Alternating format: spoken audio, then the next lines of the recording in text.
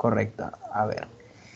Bien, bueno, buenas tardes con todos. Muchas gracias por su participación. Bueno, muchas gracias a la invitación que me han hecho llegar a través de María para que el día de hoy yo pueda compartir un poco de, digamos, de una experiencia que se vino desarrollando en Cementos Pacasmayo ya hace algunos años atrás y que, bueno, recientemente con todo el cambio tecnológico y toda esta migración de la industria 4.0 que ya es una realidad, prácticamente nos damos cuenta de la importancia de las tecnologías de informática y cómo esto impacta en los procesos actualmente, ¿no?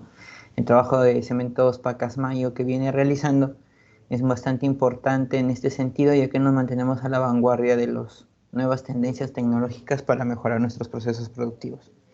Esta pequeña introducción, bueno, para contarles un poco de cómo nació esta iniciativa, de cómo se ha venido desarrollando ya hace algún par de años, y básicamente es algo muy interesante para los chicos de las áreas de ingeniería, las áreas que básicamente su campo de acción es la industria, y en especial también para aquellas carreras que de alguna forma a lo largo de su profesión van a manejar cierta cantidad o volumen de datos, ¿no? En este caso aplicaría para la mayoría de ellas, y lo interesante es que podamos darle la utilidad que nosotros creamos conveniente, ¿no? Entonces, sin más, vamos a iniciar el día de hoy un poco contándoles sobre lo que hemos hecho en Pacasmayo, que es la aplicación de la inteligencia artificial en nuestras operaciones, ¿no? Hemos utilizado la analítica avanzada para la predicción de la calidad de nuestros cementos a través de los modelos de Machine Learning. Muy bien, revisamos rápidamente la agenda. Vamos a revisar un poco lo que es el mundo de los datos, un poco una parte introductoria a la importancia que es para tener nosotros los datos, cómo los recopilamos, cómo los almacenamos y cómo los manejamos para poder nosotros crearle el valor, ¿no? La diferencia entre datos e información, cuál es la diferencia que nos hace, digamos, ponerle valor a toda esta inversión que hacemos en la recolección de datos. ¿Y qué es el Machine Learning, no? ¿Por qué usar el Machine Learning? ¿Por qué usar las inteligencias artificiales aplicadas a lo que es en este caso, el proceso productivo de fabricación de cemento? Las diferentes metodologías de Machine Learning que tenemos y las cuales se pueden aplicar al control de calidad. Y rápidamente veremos un caso de estudio en el cual aplicamos esta tecnología al proceso productivo de cemento. Y finalmente revisaremos las conclusiones que tenemos sobre esta experiencia. Muy bien. Iniciamos con los datos. Vivimos actualmente en una explosión de datos nunca antes vista, ¿no? El ser humano ahora tiene la capacidad de poder almacenar la información en grandes volúmenes y a una velocidad muy grande. Recuerden que las primeras, digamos, la primer vestigio de almacenamiento de información se dio ya en los hombres primitivos a través de la pintura rupestre, en los cuales ellos grababan sus experiencias a través de pictogramas, de dibujos en las paredes. Este fue el primer vestigio del almacenamiento de información. Actualmente, cerca del 90% de los datos que existen en el mundo se han generado en los últimos 10 años. Esto quiere decir que generamos 2.5 quintillones de bytes de nueva información todos los días. Y esto se debe a que nosotros interactuamos muchísimo más con aplicaciones como Netflix, Amazon, Tinder, que es ya la mayoría de gente en la etapa de la juventud, bueno, son estas redes sociales las que maneja, Uber, Facebook, Twitter, YouTube, en fin. Todas estas plataformas, a la vez que nosotros interactuamos con ellas, también estamos generando información, gustos, preferencias, tendencias, los likes, los views, los reviews, los comentarios. Toda esta información se encuentra en la nube y está siendo almacenada segundo a segundo en lo que nosotros vamos interactuando. Entonces, esta cantidad de información ya, digamos que la ciencia ha logrado ponerle en valor y está logrando sacarle bastante provecho a su manejo, ¿no? Las plantas de producción no son ajenas a esta explosión de información. Dentro del proceso de fabricación de cemento, contamos con diferentes procesos unitarios, ¿no? que vienen desde la recepción de las materias primas, el triturado o chancado, la molienda de la harina cruda, el horno, el horno de cemento, el molino de cemento y luego el embolsado y la distribución. A lo largo de toda nuestra línea de producción, básicamente nosotros recopilamos información a través de sensores, a través de ensayos, a través de muestreos, y todo esto gracias a softwares muy potentes como son PyVision para todo lo que son las señales de procesos y toda la gestión de información de datos de calidad a través del Sample Manager del IMSS, ¿no? Entonces son estos softwares que en la industria son muy comunes, nos ayudan a gestionar este volumen de data que recolectamos específicamente de nuestro proceso productivo. Los datos. ¿Cuándo los datos, para esta experiencia, qué datos hemos tomado? En este caso, tenemos bases de datos estructuradas, ¿no?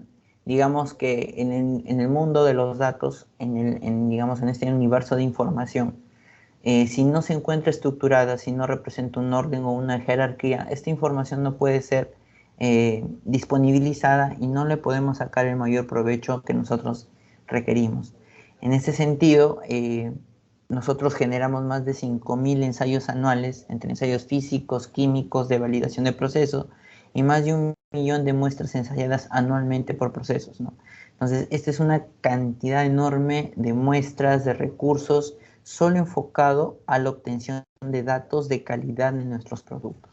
Entonces, la etapa de recolección de esta información vendría a ser la recolección de los datos. Ahora, estos datos, cuando nosotros empezamos a añadir un valor agregado, como yo les explicaba, se va convirtiendo gradualmente en información.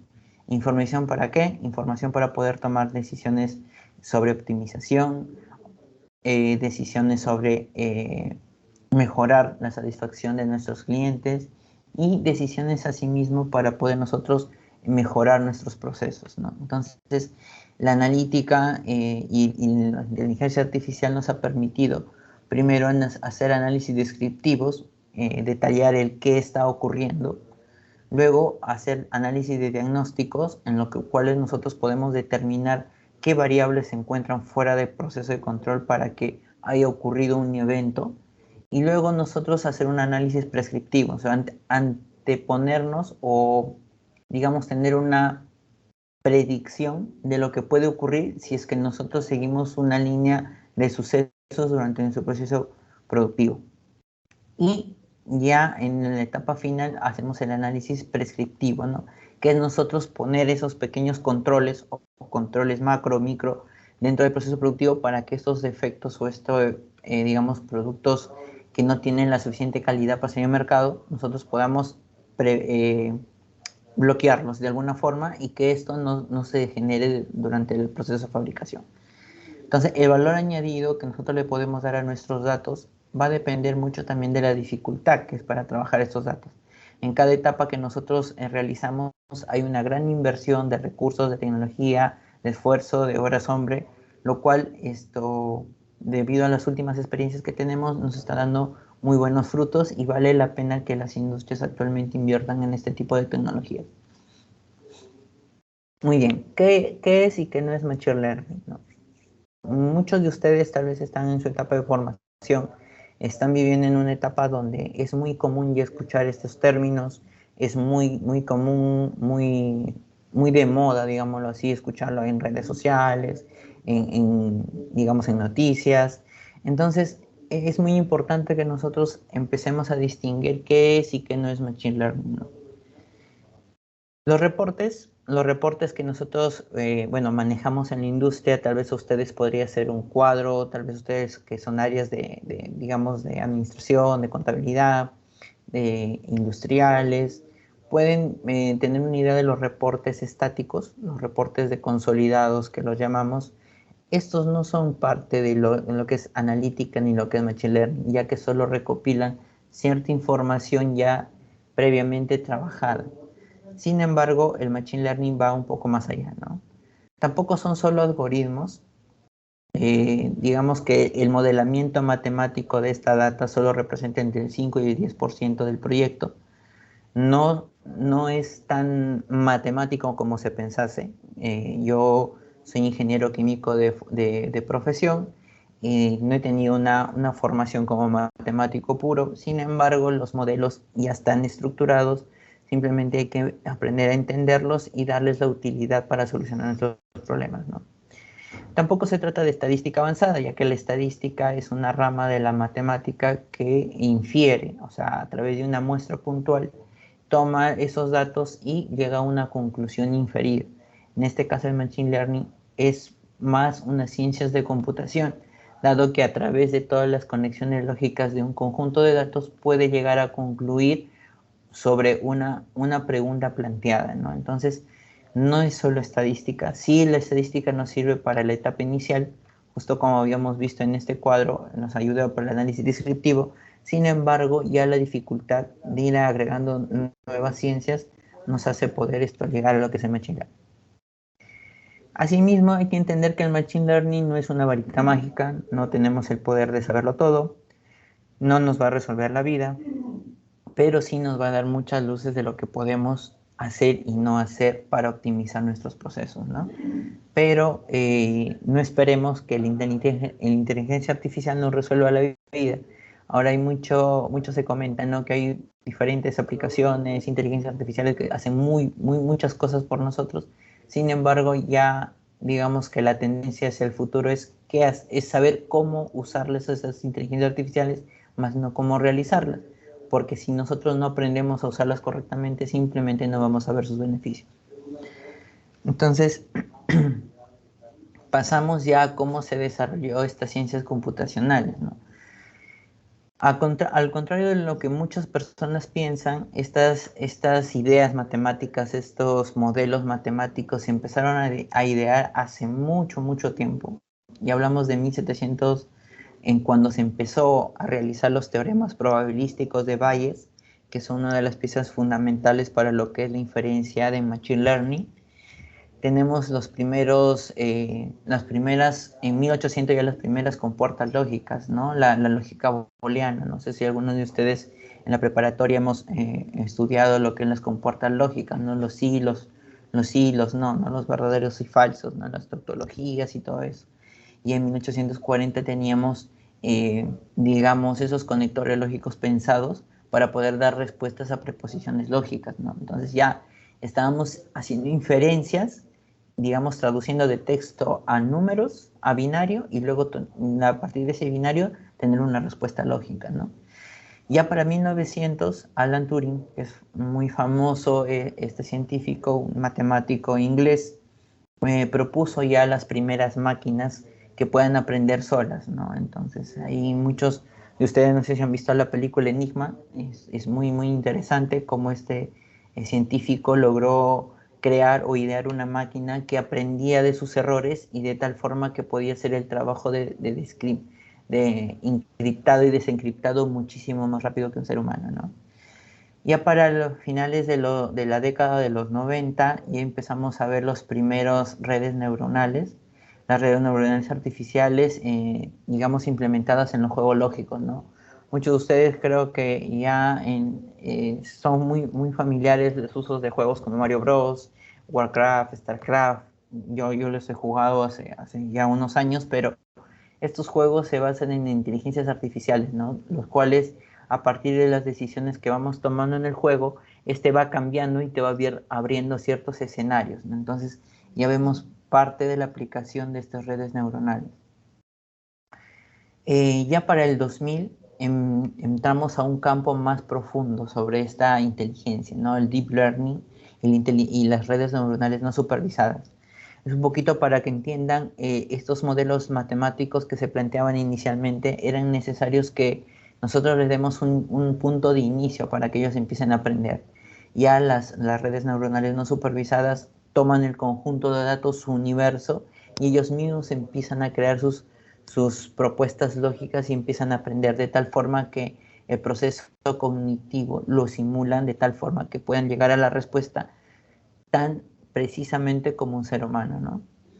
Y ya para la década del 2010 tenemos los primeros avances y uno de ellos, los más importantes, ¿no? Que a través de la inteligencia artificial se pudo hacer el mapeo de las estructuras proteicas, ¿no? Esto para la rama de la medicina es bastante importante, ya que hasta antes de este uso de este modelamiento, simplemente las proteínas se ideaban y creíamos cómo funcionaban esto dentro de los organismos vivos. Sin embargo, ahora, a través de estas herramientas, nosotros podemos entender cómo es que estas proteínas funcionan y cómo nosotros podemos mejorarlas o ayudarnos de ellas mismas para poder tratar algunas enfermedades, ¿no?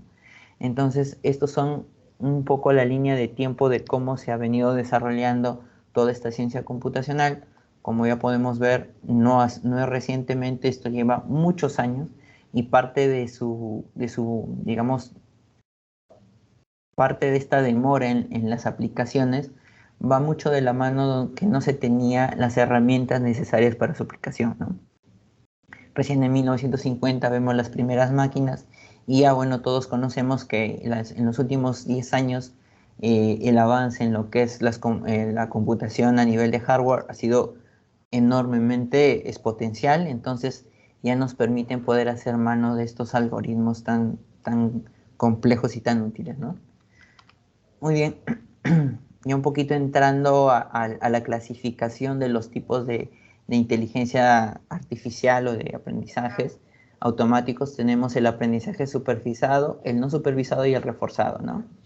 En el supervisado, las máquinas aprenden de ejemplos, nosotros le colocamos cierta data histórica para que ellos puedan entender y encontrar la correlación, y es donde se forma una función, ¿no? de la respuesta en función de lo que nosotros alimentamos. El aprendizaje no supervisado, él busca a través del algoritmo de tal forma de que encuentre una correspondencia entre la pregunta y la respuesta, ¿no? Es el algoritmo mismo busca su respuesta. El aprendizaje reforzado es cuando el algoritmo busca la respuesta y nosotros también incluimos ejemplos para que él pueda lograr una búsqueda y digamos, de su objetivo mucho más rápido. Entonces tenemos los tres principales tipos de aprendizajes que nosotros usamos. Ahora es muy común usar el último, ¿no? Porque ya digamos que dejamos solo con la semilla, le decimos datos semilla al modelo y este modelo empieza a iterar infinitas veces hasta que pueda llegar a la correspondencia necesaria. Muy bien, ahora vemos un poco de los modelos más usados y bueno, y un poco, esto es un poquito más avanzado y hablar de los tipos y de los modelos, ¿no? En el caso del aprendizaje supervisado tenemos los modelos de clustering, reducción dimensional, el PCA, análisis de discriminación lineal, los K-means, que también son muy comunes para las áreas de marketing, de comercio. En el caso del aprendizaje supervisado, para las áreas de calidad, por ejemplo, los métodos de clasificación, regresión logística, árboles de decisión, los random forest o la regresión lineal o multilineal, esto son muy potentes para lo que nosotros en el día a día vamos enfrentando los problemas, ¿no?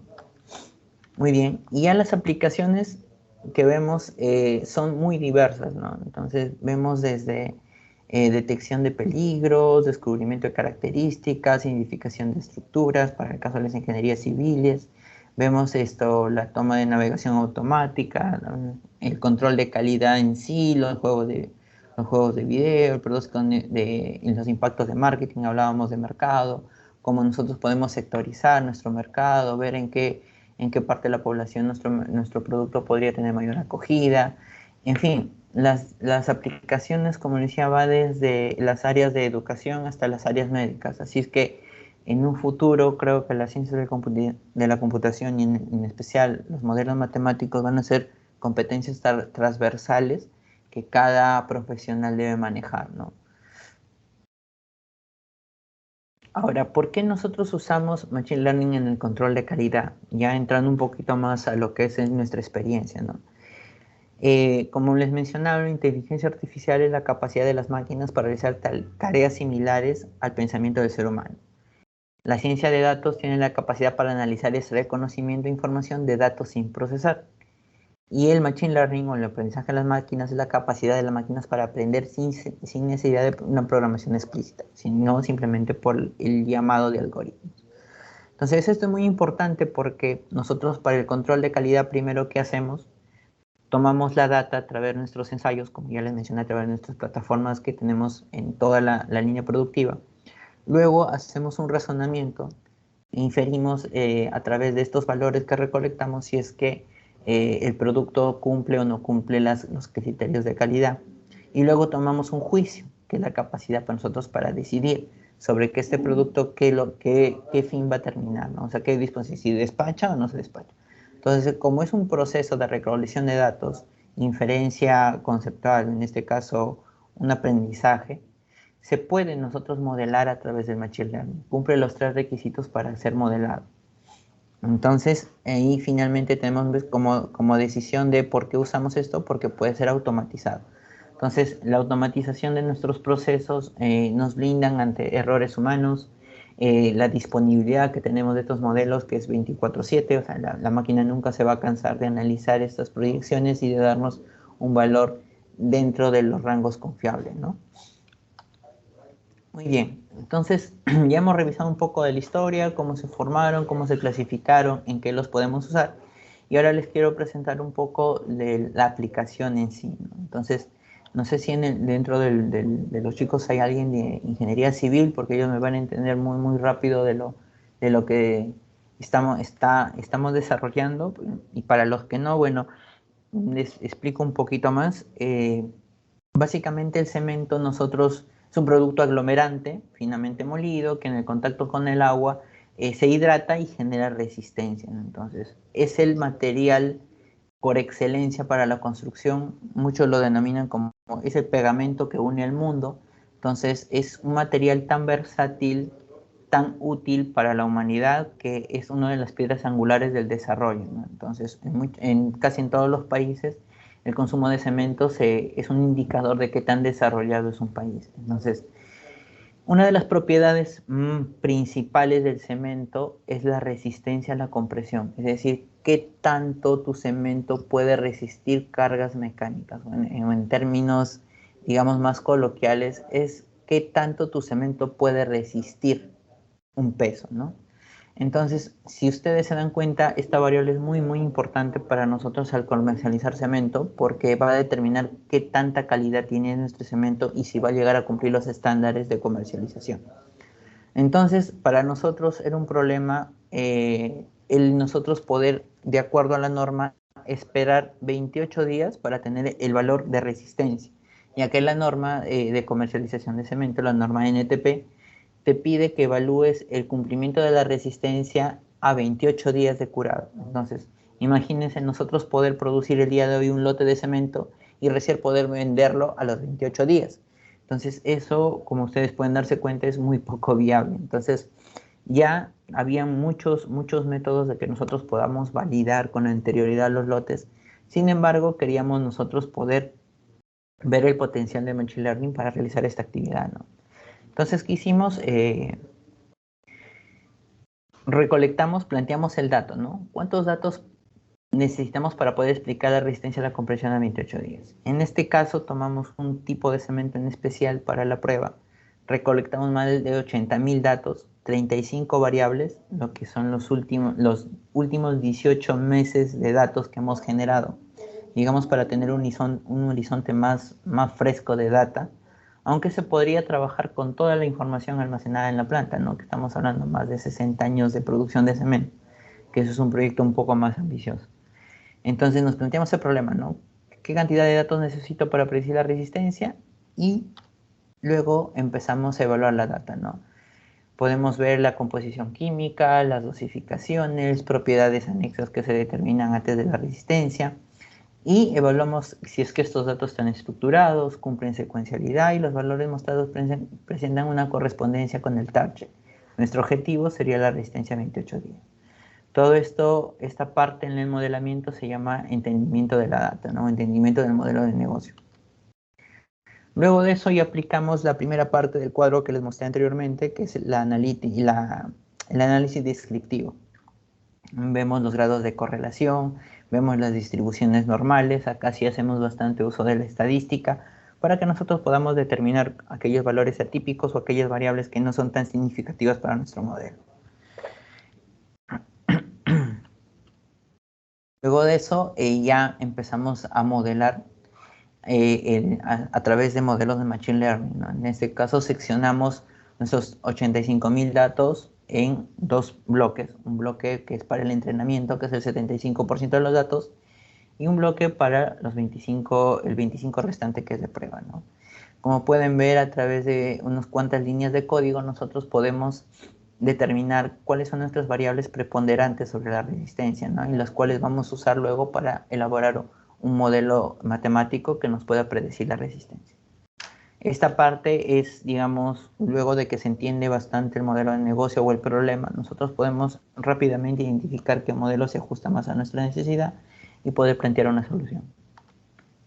Muy bien, como parte del estudio se compararon diferentes métodos analíticos. Tenemos el Random Forest, el K-means, a través de indicadores de precisión, en este caso, o indicadores de confiabilidad, como llamamos el MyScore, ¿no? Que en este caso es nuestro Mean Absolute Error, que es el error medio absoluto, que es el indicador o el KPI que nos indicaría cuál modelo es el que presenta mejor sensibilidad ante esta respuesta, ¿no? Luego de eso evaluamos nuestro modelo que hemos creado. Luego de comparativo seleccionamos el modelo con menor error. Luego lo evaluamos y vemos que nuestro modelo tiene un 93% de confianza, ¿no? En la data ya de modelo y un performance con respecto a la media de 121. Entonces, digamos que tenemos un nivel de precisión de 92% con un error de más o menos 120 PSI, que son la unidad en la que se mide las resistencias a la compresión. Entonces, si se dan cuenta, digamos, por ejemplo, el parámetro a 28 días para un cemento que vendemos es de 4.800 PSI. Entonces, estamos hablando de 120 PSI, hablando de un error bastante bajo, ¿no? Luego de ello, podemos analizar la data, ¿no? Hacemos un training de la data y bueno, podemos ver el valor en la línea azul. Esto es un número de datos y la línea roja es el predicho, ¿no? Podemos ver que los datos predichos y los datos reales llevan una secuencialidad y una correspondencia muy estrecha, lo cual nos indica que nuestro modelo es robusto para esta cantidad de datos. Y luego ya viene el despliegue, ¿no? Digamos, el uso. Como pueden ver acá, ya se predicen los valores que podríamos tener los datos de estos lotes de cemento sin necesidad de esperar los 28 días para realizar el ensayo de resistencia a la compresión. Entonces, esta información crea bastante valor para la organización, ya que nos adelantamos a cualquier suceso que pueda haberse comprometido la calidad de nuestros productos.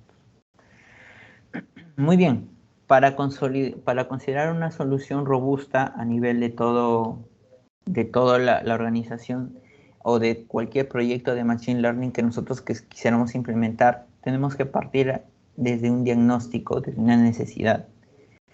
Pilotar una demostración, una prueba de concepto, es decir, puede servir como no puede servir. Luego implementar ya un piloto en producción, que es una de las etapas en las cuales nos encontramos, ya que la prueba de concepto se ha dado como válida. Y luego, en este caso, como Cemento Pacasmayo, somos 3 plantas dentro del grupo. Hacemos primero el despliegue en una sola planta y luego llevamos el despliegue a todas nuestras plantas, ¿no? De tal forma que esta tecnología pueda ser transversal a nuestra organización. ¿Qué consideraciones debemos tener en cuenta para dar esta solución? Es que los equipos que desarrollan Machine Learning o proyectos de IA no solo son conformados por matemáticos o gente de TI, sino es conformado por un equipo multidisciplinario, ¿no? Tenemos a los ingenieros de proceso, los que conocen netamente cómo funciona el proceso, cómo se recolectan los datos y cómo esto se automatiza, ¿no? Tenemos los científicos de datos, son los que conocen la parte del código, la analítica avanzada, los modelos, etcétera, ¿no? Asimismo, tenemos los ingenieros de TI, quienes son los que se encargan de poder disponibilizar la información, los datos, todo este volumen de datos que recolectamos, tenerlos a la mano y en una plataforma que nos permita hacer los modelos matemáticos. Y también tenemos los expertos de creación, ¿no? Que esto es una rama de la ingeniería que muy pronto va a dar mucho que hablar, que son prácticamente los traductores entre, digamos, un lenguaje humano y un lenguaje de inteligencia artificial, ¿no? Ya poco a poco hay carreras que se van acercando a esto, los designers UX.